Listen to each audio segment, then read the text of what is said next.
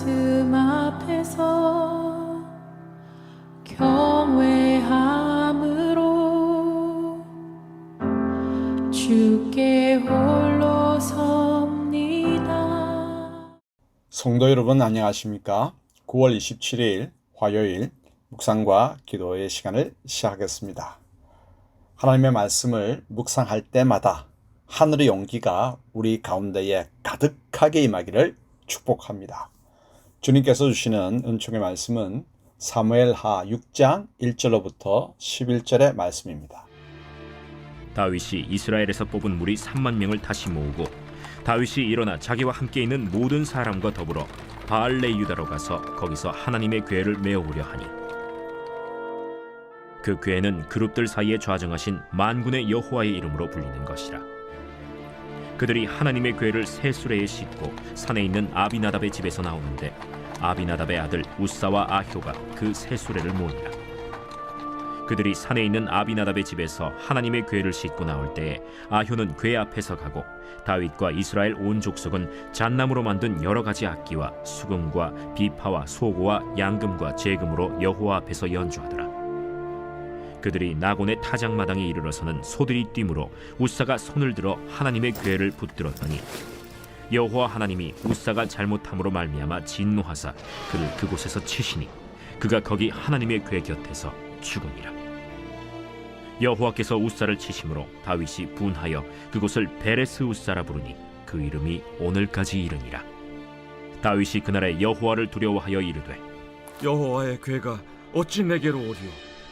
하고 다윗이 여호와의 궤를 옮겨 다윗성 자기에게로 메어가기를 즐겨하지 아니하고 가드 사람 오벳 에돔의 집으로 메어간지라.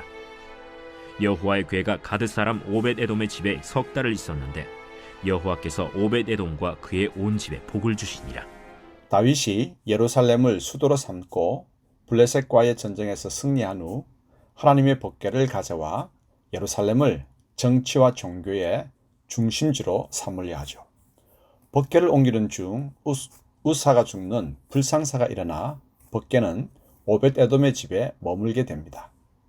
그럼 먼저 법궤를 붙잡다 죽은 우사에 대해서 살펴볼까요?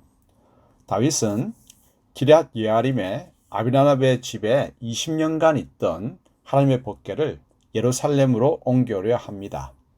예루살렘을 수도로 삼았기에 하나님의 임재의 상징인 법궤를 옮겨오면 예루살렘은 명실상부한 정치와 행정 그리고 종교의 중심지가 되기 때문이죠.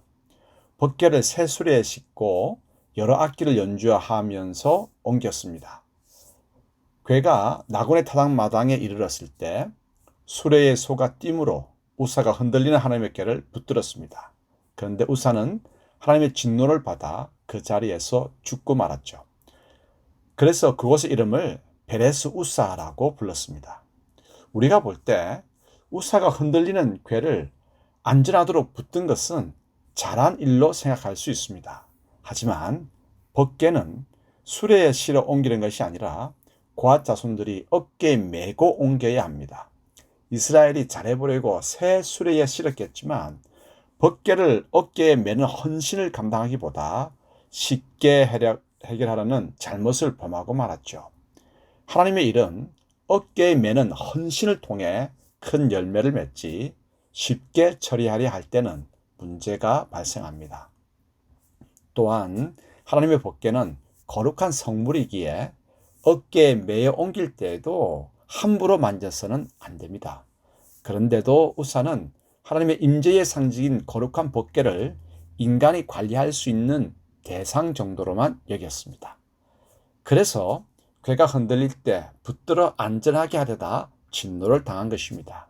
그러므로 처음부터 하나님의 명령대로 어깨에 메는 헌신을 감당해야 하고 거룩한 성물을 대하는 자세를 신중하게 해야 합니다. 두 번째로 법궤를 오벳 에돔의 집으로 옮기다, 이 부분 살펴볼까요? 우사가 죽자 궤를 더 이상 예루살렘으로 옮기지 못하고 가드 사람 오벳 에돔의 집으로 메어 옮겼습니다. 진노를 당하자 법궤를 그때서야 실어 옮기는 것이 아니라 메어 옮겼죠. 법궤가 오벳 에돔의 집에 석 달 있을 때에 하나님께서 그 집에 복을 주셨습니다. 여기서 우리가 깊이 생각해 볼 점이 있습니다. 법궤는 하나님의 임재의 상징으로 굉장히 중요한 성물이죠. 그러므로 앞서 살펴본 대로 하나님의 명령대로 법궤를 대해야 하고 그 다음 우리가 깨달아야 할 중요한 교훈은 법궤를 수단으로 사용하지 말아야 한다는 점입니다. 그런데 다윗은 어떻게 하였습니까?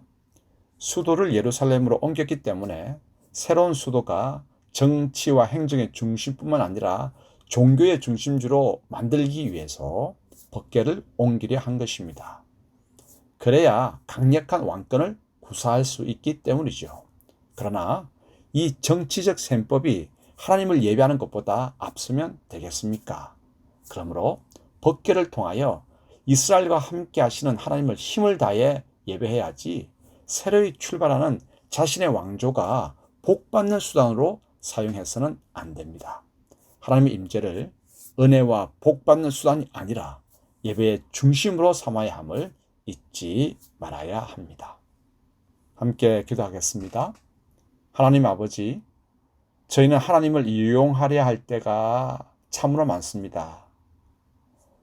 힘겨운 헌신보다는 쉬운 방법으로 큰 복을 받는 길을 찾고 주님의 임재를 내게 기쁨과 은혜를 주는 수단으로 전락시켰습니다.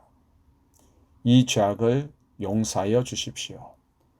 큰 진노를 당하기 전에 깨닫고 주님을 예배하는 것이 가장 중요함을 알게 하옵소서. 예수님의 이름으로 기도합니다. 아멘. 말씀 앞에서 경외하